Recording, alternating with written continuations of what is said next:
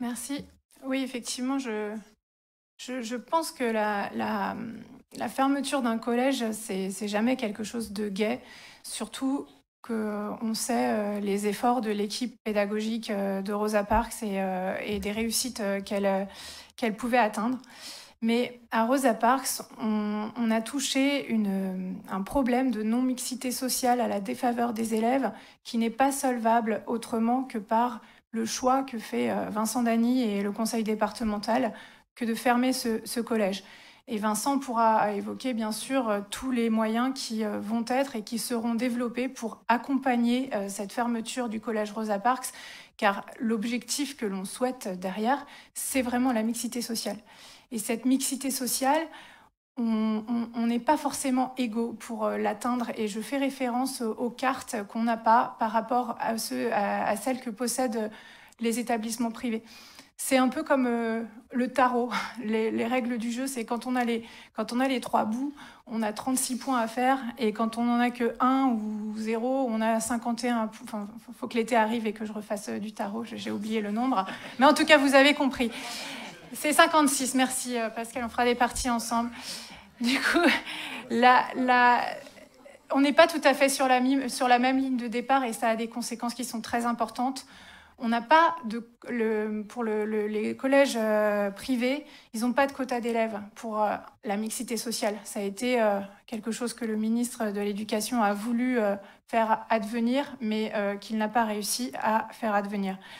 Le privé bénéficie du choix du profil de ses élèves. Et enfin, le privé bénéficie du choix sur la sectorisation. Donc concrètement, ça veut dire que le privé peut et de fait a des élèves qui affichent un meilleur profil de réussite.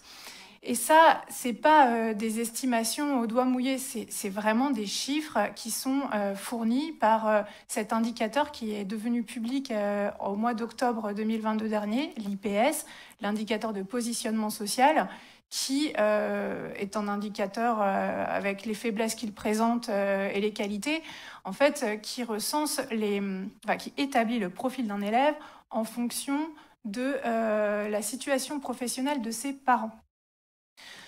Alors, il n'y a pas de déterminisme quand on est fils de telle profession, fille de telle profession, on ne va pas forcément être en échec ou en réussite scolaire, mais néanmoins, tous ces indicateurs mis bout à bout au sein d'un établissement, ça permet de donner une moyenne et renseigner sur un profil d'établissement.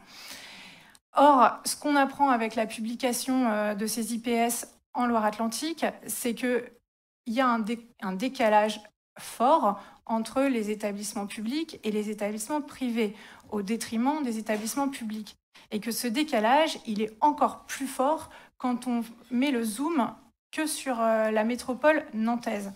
Donc cela nous amène à dire que dans les établissements privés, on a un communautarisme qui se crée de fait, communautarisme au sens où des gens qui se ressemblent restent ensemble, un communautarisme entre des élèves qui sont issus de milieux favorisés, qui restent ensemble, on peut imaginer que c'est un communautarisme choisi.